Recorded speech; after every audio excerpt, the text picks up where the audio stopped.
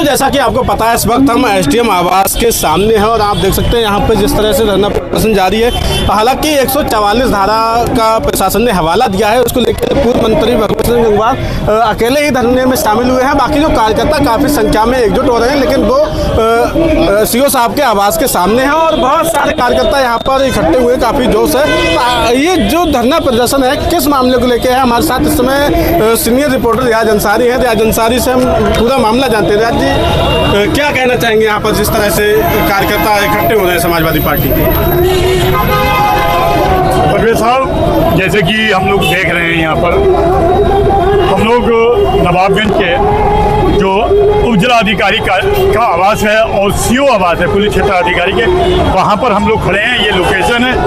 पीछे हम देख रहे हैं जोरदार आवाज़ें, नारों की आवाज़ें गूंज रही हैं। तो ये समाजवादी पार्टी का धरना है और ये पहले से ही घोषित धरना था। हम लोग देख रहे हैं कि भगवत सिंह गंगवार जो समाजवादी के बड़े नेता हैं, यहाँ बड़ा चेहरा हैं, मंत्री हैं, पूर्व विधायक हैं, उनके नेतृत्व में यह धरना दिया गया। धरने की पूरी रूपरेखा तैयार हुई। गांव-गांव, पूरे कस्बे, शहर से लोगों को धरने की सूचना दी गई और 2 तारीख को ये धरना यहाँ पर देना निश्चित हुआ। लेकिन ऐन मौके पर, धरने से पहली रात, जब यहाँ पर सपा के लोगों ने अपना टेंट लगाना शुरू किया, तो रात में ही पुलिस ने उनको टेंट लगाने से रोक दिया। वजह ये थी, हवाला दिया गया कि धारा 144 लागू है और इस धरना प्रदर्शन की अनुमति नहीं ली गई है। ये हवाला देते हुए और जो हमारी जो पूरी जो सूचना है हम लोगों पर, रात में यहाँ पर जो टेंट का काम करने वाले थे, उन लोगों को भी पुलिस ने हिरासत में ले लिया। वहाँ मुश्किल पूरी रात जद्दोजहद के बाद उन्हें छोड़ा गया। पुलिस ने उन्हें रिहा किया। लेकिन आज सुबह जो 2 तारीख है, 2 अप्रैल का दिन है आज, यहाँ भगवत जी यहाँ पर हमने देखा कि अकेले ही सुबह 8 बजे के करीब यहाँ आकर एसडीएम आवास के सामने जब धरना रोक दिया प्रशासन ने, अनुमति नहीं दी गई, हवाला दिया गया कि धारा 144 है, हाईवे है, इसलिए इसकी अनुमति नहीं दी जा सकती। जब भगवत सरन अकेले बैठ गए, सोशल मीडिया के माध्यम से ये खबर फैली कि भगवत जी एसडीएम आवास और सीओ आवास के सामने धरने, तो आप देख रहे हैं धीरे धीरे कई सौ सैकड़ों की संख्या में लोग यहाँ पर मौजूद हो गए, यहाँ भीड़ के रूप में इकट्ठे हो गए। और जैसे कि एक जो ज्ञापन दिया गया था परवेज साहब, ये ज्ञापन था जो पूर्व में जो सूचना थी, ये 15 सूत्रीय एक ज्ञापन है। इसमें विभिन्न मुद्दे हैं, पूरे तहसील विधानसभा क्षेत्र से जुड़े हुए। तो ये सारे मुद्दे उनके सामने रखे गए, क्या क्या मुद्दे हैं। लेकिन इसमें जो सबसे बड़ा मुद्दा है, जैसे कि आपने बताया, ओसवाल चीनी मिल, गन्ना किसानों का 70 करोड़ रुपए का बकाया जो भुगतान आज तक नहीं हुआ है ओसवाल मिल द्वारा। तो ओसवाल मिल द्वारा 2 मेन मुद्दा समाजवादी पार्टी का इस धरने के माध्यम से है। हमारे साथ यहाँ पर जो हैं पूर्व ब्लॉक प्रमुख सपा के, अगर कहें भगवत जी के बाद दूसरे कतार के, दूसरी लाइन के जो नेता हैं, तेज प्रकाश गंगवार जी भी हैं, यहाँ मौजूद हैं। हम उन्हीं से जान लेते हैं आखिर ये पूरा धरना किस संबंध में रखा गया है। प्रमुख जी, बहुत बहुत स्वागत है आपका। ये धरना, इस ज्ञापन में कई मांगे हैं। मुख्य मांग है गन्ना भुगतान, और वहाँ इन्होंने सारे कांटे पूरे तहसील के गेहूँ वो एक ही जगह कर दिए है। अब जो आदमी 25 किलोमीटर दूर है वो भी यही लाएगा। सारे जो अपने गन्ने सेंटर थे उसके मंडी के अंदर गेहूँ के सारे गेहूँ के सेंटर एक जगह कर दिए और पूरे एरिया में एक सेंटर नहीं है कहीं, और जिससे बेईमानी सबसे बढ़िया यहाँ आराम से हो रही है ये, क्योंकि 25 किलोमीटर से यहाँ आदमी आएगा तब तक एक आध बोरी उसकी पार हो जाता है। वहाँ अकेला कांटा है, 100 किसान है, यहाँ 100 कांटे हैं, 1 किसान है। अच्छा, इसके साथ ही एक जो छठा बिंदु है, राशन कोटेदारों अवैध वसूली का भी मुद्दा है इसमें, आपके जो उसमें ज्ञापन में है। इसमें ये है कि राशन कार्ड काटे जाते हैं एक निश्चित सीमा में, कि 500 कट गए, फिर 500 वो बढ़वाए जाते हैं, किसी से 1000 ले लिए, किसी से 2000 ले लिए, किसी से 500 ले लिए। ये एक आमदनी का जरिया है। और उसमें साबुन भेजा जाता है जो निजी है, टिक्की साबुन की भेजी जाती है, उसमें बीजेपी के कुछ लोगों की फैक्ट्री है, उस फैक्ट्री का सामान उससे कोटेदार जबरदस्ती बिकवाया जाए। अच्छा कि राशन की बात है, राशन की बात चल रही है। आपकी जब सरकार थी, समाजवादी पार्टी की सरकार थी, तब तो जो है 2-2 महीने का राशन ब्लैक हो जाता था, जो आरोप लगते थे।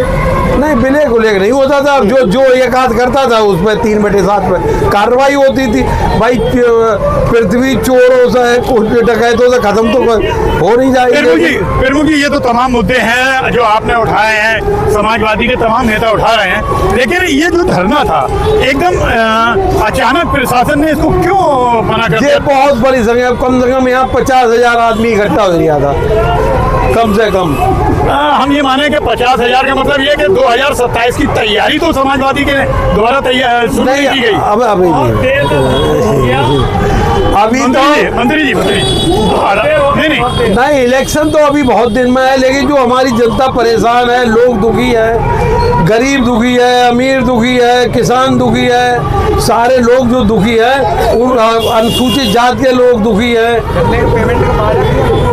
गन्ने के पेमेंट का तो वायदा हमारी आप पार्टी की अध्यक्ष 15 दिन उन्होंने अनिश्चितकालीन धरना दिया, उसमें भी इन्होंने आश्वासन दिया, लेकिन मालिक को बुलाते नहीं। अभी जो हमारी वार्ता हुई थी, हमने की मालिक को, भाई हम जो वार्ता करेंगे आपसे थोड़ी वार्ता करेंगे, हमारी वार्ता चीनी मिल वाले से करवाओ। तो वो लगाते रहे, चीनी मिल वाले ने उनका टेलीफोन नहीं उठाया। हम लोगों ने भी इस मामले में मुद्दों को लेकर विधायक जी से भी बात की थी, उन्होंने कहा था 15 दिन के अंदर, शायद उस टाइम 2-3 महीने पहले की बात है, उन्होंने कहा 15 दिन में भुगतान हो जाएगा, 15 दिसंबर। तो वो तिथि निकल गई, उसके बाद आंदोलन जो किया गया, आप नेता सुनीता गंगवार ने भी आश्वासन दिया। हाँ, उसमें भी आश्वासन दिया गया, लेकिन कुछ नहीं हो रहा है। आखिर ऐसी क्या वजह है? प्रशासन के तो बस का भुगतान करना, कराना, नीलाम करना कुछ है ही नहीं। ये मालिक को बुलवाएं, मालिक से वार्ता हो, मालिक को जो सहूलियतें पिछले दे चुके हैं, पिछले 11,000 करोड़ रुपया अखिलेश सरकार ने इन्हें बिना ब्याज के लोन दिया था और उस लोन से किसानों का भुगतान करवाया था। ऐसा अब भी हो सकता है, 70 करोड़ रुपया है, ज़्यादा नहीं है, बिना ब्याज का लोन दे उसको मालिक को, और मालिक तो भुगतान कर देगा। इसमें सरकार कर सकती है और जो प्रशासन की बस की नहीं। परवेज जी, जैसे कि प्रमुख जी का कहना है कि लोन दे सरकार और यही रास्ता है, लेकिन वही सवाल है, क्या इतने बड़े धरने के बाद भी, समाजवादी धरने के बाद भी प्रशासन के ऊपर या फिर मिल प्रबंधन के ऊपर कोई उनके ऊपर जू रखती है, वो इसमें कोई ठोस कार्रवाई करते हैं या नहीं? हमसे बात करने के लिए बहुत बहुत धन्यवाद। मिल प्रबंधन ने इनका फोन ही नहीं उठाया यार, बड़ा मुद्दा है, ये बड़ा मुद्दा है। क्या हुआ सीओ नवाबगंज नीलेश मिश्रा भी हैं और एसडीएम साहब उदित पवार, पूरा पुलिस का हमला पर पूरा पुलिस का हमला यहाँ पर जो इंस्पेक्टर नवाबगंज है जी और सीओ नीलेश जी हैं। बातचीत हुई, वो हम आपको दिखाएंगे, लेकिन हम आपको इससे पहले दिखाते किस तरह से जो है पूर्व मंत्री भगवत शरण गंगवार कार्यकर्ताओं से एक अपील कर रहे थे। आपने देखा था कार्यकर्ताओं से कह रहे थे कि यहाँ से जो है आप लोग जो है हट जाए, क्योंकि धारा 144 का जो हवाला दिया गया उसको लेकर जो है पूर्व अकेले ही यहाँ पर धरने पर बैठे हुए हैं। परवेज साहब, ये बिल्कुल पुलिस सीओ साहब का आवास है, एसडीएम साहब का आवास है, सारे अधिकारी गेट पर हैं, लेकिन भगवत शरण गंगवार से कई बार हमने देखा बातचीत करने के लिए अधिकारी आए, मान मनोपल कर रहे हैं कि आप धरना खत्म करा दें, आप अपने कार्यकर्ताओं से कहें वापस चले जाएं, लेकिन शायद अब इसमें टाइमिंग बीच में आ गई है, 1:30 बजे का टाइम जिस तरह प्रशासन चाहता है 1 घंटे का कर लें, है ना? लेकिन फिर वही बात है, अगर धारा 144 लागू फिर 1-1.5 घंटे की भी छूट क्यों? कानून तो अभी तक तो पुलिस का जो रुख है बड़ा मुलायम है, नर्म है। हम जो देख रहे हैं भगवत जी, अभी भी हम देख रहे हैं धरना स्थल पर बैठे हुए हैं, लगातार अधिकारी हैं। ऐसा तो नहीं है समाजवादी पार्टी के कार्यकर्ताओं के आगे जो है प्रशासन एक तरह से बेबस नजर आ रहा है। साहब, अगर हम इस धरने की बात करें, उससे पहले जो धरने हुए थे, हमने देखते हैं कि ओसवाल मिल पर जो बकाया है, तो सुनीता गंगवार उन्होंने आंदोलन किया, किसान नेताओं के द्वारा समय समय पर आंदोलन किए जाते हैं, लेकिन प्रशासन ने कभी इतनी बड़ी संख्या में, आज हम ये जो संख्या देख रहे हैं ये 500, 700, 1000 की भी हो सकती है, रास्तों पे पुलिस ने जो कार्यकर्ता आ रहे थे सभा के वो रोक दिए हैं, लेकिन फिर भी कार्यकर्ता जुटे हुए बड़ी संख्या में। अगर हम इसको देखेंगे, समाजवादी का एक सफल धरना है यहाँ, लेकिन परवेज साहब, आप फिर वही बात है, क्या इस धरने के बाद भी प्रशासन गन्ना भुगतान करा पाएगा, गन्ना का किसानों को जो बकाया है वो मिल सकेगा। हम अभी जो तेज प्रकाश जी के बाद हमारे और भी ब्लॉक प्रमुख हैं और भी सीनियर लीडर हैं, अभी उनसे बात करने की, लेकिन उससे पहले हम कोशिश करेंगे कि प्रशासन के लोगों से कुछ बात हो सके। तो प्रशासन ऑफिशियल बाइट पे हमारे सामने नहीं है। प्रशासन की जब धरने के बाद ही उनकी ऑफिशियल बाइट पर भी जी कुछ लोगों की अपनी सीमाएं होती हैं, नहीं आएगा। लेकिन तब भी हम जो अन्य नेता हैं, जिले के भी कुछ नेता हैं, चाहेंगे थोड़ा सा उनसे बात कर ली जाए, ठीक है। परवेज साहब, ये वो स्थान है, ये पटेल चौक है, बरेली पीलीभीत हाईवे पर, जहाँ समाजवादी पार्टी का धरना चल रहा है। पीछे देख रहे हैं धरना चल रहा है। और परवेज जी जैसे देखिए हमारा कार्यालय भी है जी, हाँ, क्षेत्राधिकारी कार्यालय है पटेल चौक, जहाँ पे समाजवादी का ये धरना अपनी मांगों को लेकर चल रहा है। और इस बीच हमारे बीच जो है पूर्व ब्लॉक प्रमुख भाजपुरा नरोत्तम दास गंगवार मुन्ना जी भी हैं। मुन्ना जी से बात करना चाहेंगे। प्रमुख जी, क्या जरूरत पड़ी, क्यों ये धरना दिया जा रहा है समाजवादी? धन्यवाद रियाज भाई, आपके श्रोताओं का स्वागत करते हुए, आपका स्वागत करते हुए, प्रेस का स्वागत करते हुए, इसकी आवाज़ बुलंद पहले आप लोगों को करनी चाहिए थी। पूरी तहसील में जो अव्यवस्था बनी हुई है, आप उससे बखूबी वाकिफ हैं। चाहे खाद्यान्न पे घटतौली हो, चाहे राशन कार्ड पे दलाली हो, चाहे गन्ना भुगतान किसानों को ना दिया गया हो, चाहे भ्रष्टाचार की बात हो, पूरी तहसील इस समय त्राह त्राह कर रही है। इसलिए समाजवादियों का दायित्व बनता है कि पब्लिक के समर्थन में उनके साथ कंधा से कंधा मिला के उनकी बात कहें। यही समाजवाद का नारा भी है और आज की तहसील की आवश्यकता। आपने जैसे कहा कि हम लोगों की भी जिम्मेदारी बनती है। जो धरना सुनीता गंगवार द्वारा दिया गया, मैडम द्वारा, हम लोगों ने उसको भी कवर किया। हमने किसानों की मांग को हर मुद्दे पर हर एंगल से उठाया है, प्रयास किया है हमने। लेकिन प्रमुख जी, ये जो धरना आपके द्वारा समाजवादी पार्टी के द्वारा रखा गया, भगवत शरण गंगवार तमाम समाजवादी पार्टी यूनिट की तरफ से रखा गया, इस धरने को एक दिन पहले प्रशासन ने अनुमति नहीं दी, ऐन मौके पर मना किया गया, क्या कहना चाहेंगे? देखिए साहब, कागज उनका है, कलम उनका है, सरकार उनकी है। मैं ये कहना चाहता हूँ, 17 तारीख को ज्ञापन में हमने कह के आए हैं कि 30 तारीख तक हमारी अगर मांगे पूरी नहीं हुई तो 2 तारीख को हम धरना देंगे। कल सुबह 9:30 बजे हम लिखित में प्रार्थना पत्र एसडीएम महोदय को देते हैं कि आप हमें परमिट जारी करें। जो परमिट नियमावली है उसमें लिखा है कि 48 घंटे पहले परमिशन के लिए आवेदन दिया जा सकता है जी। पक्षपात रवैया है ये प्रशासन का।